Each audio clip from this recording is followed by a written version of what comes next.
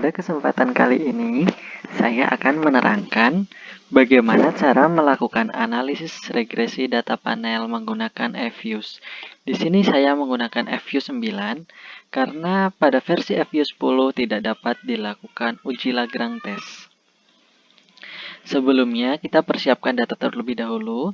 Pada kesempatan kali ini, saya akan melakukan uji analisis menggunakan data ROA sebagai variabel dependent atau return asset, data MKT sebagai variabel independent atau modal kerja, serta data perputaran dari masing-masing perusahaan yang terdaftar di Bursa Efek. Sebelumnya, jika teman-teman belum tahu bagaimana cara melakukan impor data, akan lebih mudah seperti ini. Klik view, terus klik object, new object, series, misalkan data contoh.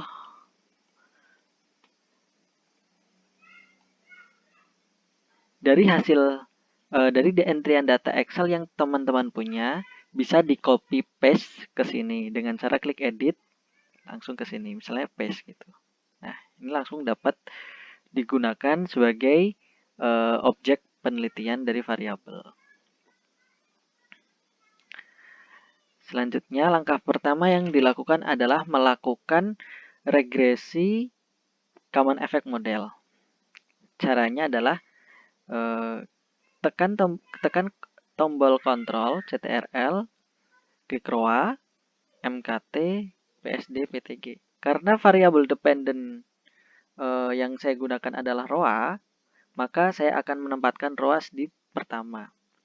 Klik kanan, open as equation. Nah, ROA ini sebagai variable dependent, maka akan ditempatkan di pertama. Selanjutnya, pindahkan variabel konstanta ke dalam persamaan setelah variabel dependent.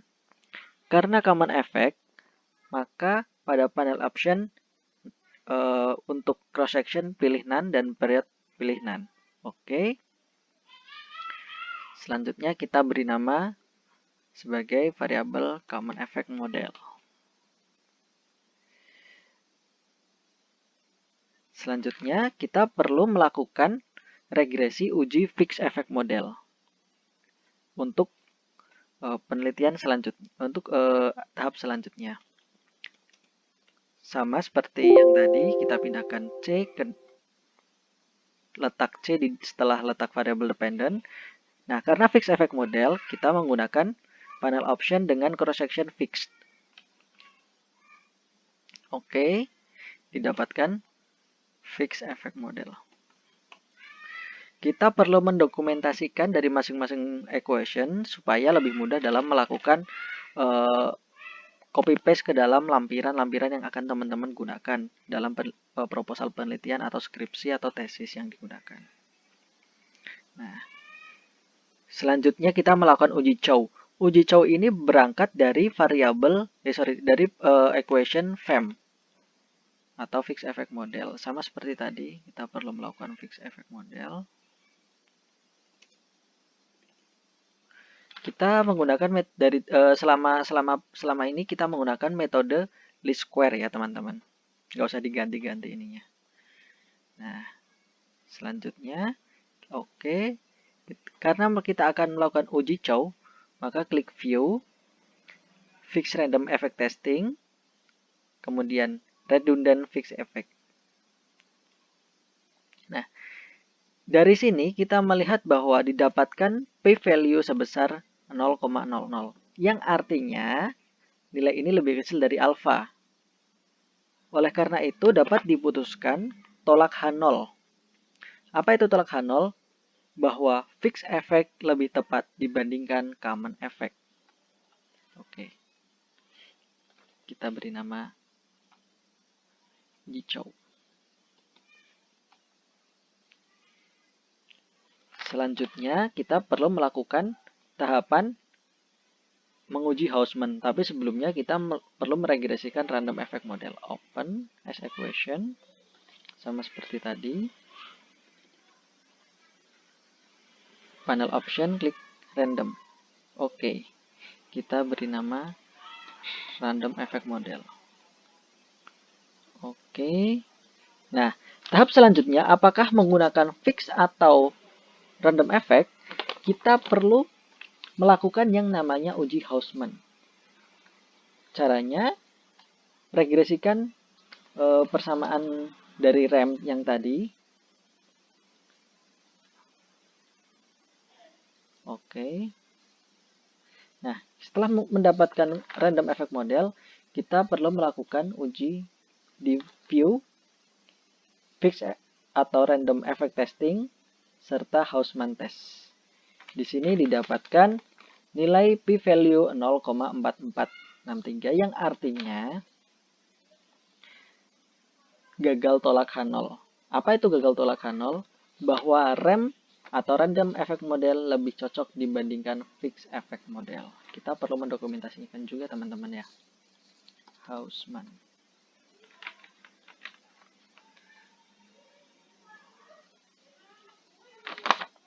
Selanjutnya, kita juga harus menguji apakah dari rem ini, sebenarnya kita dari implisit sudah tahu bahwa common effect tidak lebih baik daripada fix. Fix effect tidak lebih baik dari random. Jadi sebenarnya kesimpulannya kita menggunakan random. Tapi untuk meyakinkan bahwa kita benar-benar menggunakan random, kita perlu melakukan yang namanya Lagrange multiplier test. Sama seperti yang tadi, regresikan semua variabel. Di panel option kita pilih none. Karena kita dari LM test ini kita berangkat dari common effect model. Oke. View. Lagrange multiplier. Di sini yang secara umum digunakan adalah Bruce-Pagan. Nilai Bruce-Pagan ini mendapatkan angka 0,00 yang artinya tolak H0. Apa itu tolak H0? Tolak H0 adalah pilih rem lebih baik dibandingkan common effect model. Jadi, dari sini kita dapat kesimpulan bahwa random effect model adalah model terbaik yang digunakan pada penelitian kali ini.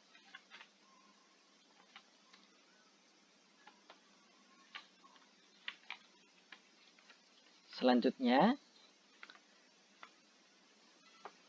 karena kita menggunakan penduga least square, kita harus melakukan uji asumsi klasik regresi.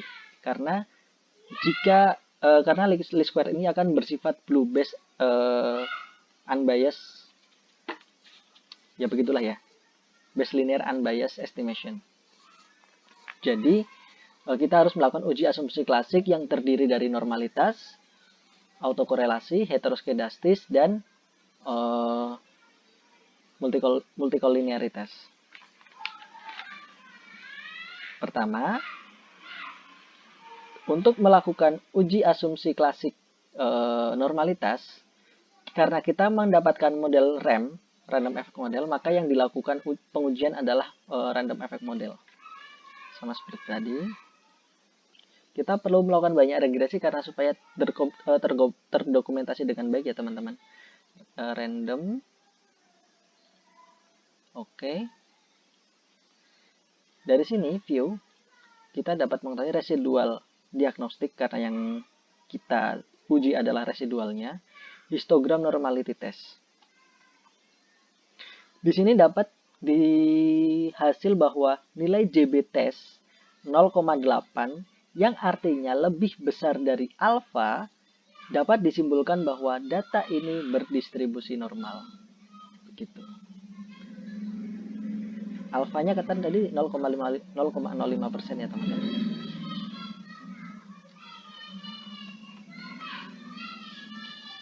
Oke.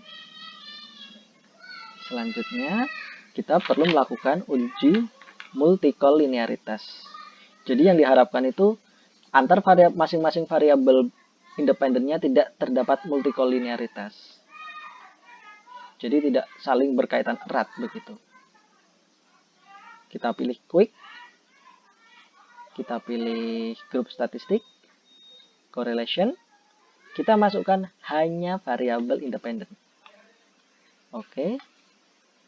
Nah, masing-masing hubungan antar variabel independen tidak melebihi 0,8 atau tidak lebih kecil dari minus 0,8.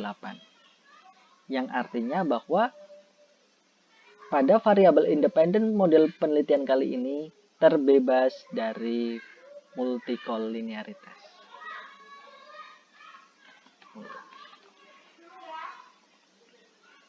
Selanjutnya kita perlu melakukan uji autokorelasi. Dari uji autokorelasi ini, karena yang diuji adalah random effect model, maka di panel ini adalah random. Oke. Selanjutnya kita perlu melihat nilai Durbin-Watson statistiknya di weight statistik. 2,04. Jadi teman-teman, dalam memutuskan apakah terdapat autokorelasi, kita perlu tabel bantuan Durbin-Watson. Dengan jumlah sampel 60 dan variabel bebas K sama dengan 3, maka didapatkan di tabel itu nilai DU dan DL. DL-nya sebesar 1,4 dan DU-nya sebesar 1,6. Maka didapatkan nilai Durbin-Watson ini terdapat lebih dari 2 atau 4 minus di antara 2 sampai 4 minus DU, yang artinya tidak dapat disimpulkan apakah terjadi autokorelasi atau tidak. Namun demikian, dalam data panel, autokorelasi tidak berpengaruh penting bagi penduga regresi tersebut. Selanjutnya kita melihat uji heteroskedastis. Sebenarnya yang kita harapkan adalah data tersebut errornya mempunyai sifat homoskedastis ya. Oke, selanjutnya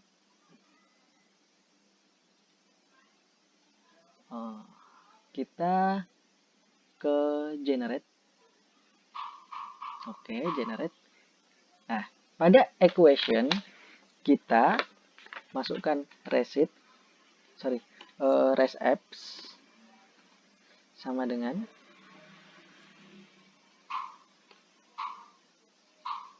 ABS dalam kurung resit. Sehingga timbul indikator resapps. Selanjutnya kita regresikan resapps dengan masing-masing variabel dependennya. KT, PSD, PTG. Oke. Equation.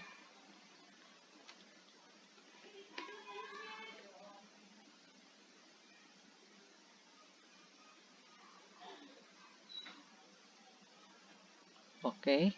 Nah, di sini nilai dari probabilitas masing-masing variabel independen lebih besar daripada alfa 0,05%, yang artinya tidak terjadi heteroskedastis. Oleh karena itu, kita dapat menggunakan persamaan regresi data panel dengan random effect model. Terima kasih.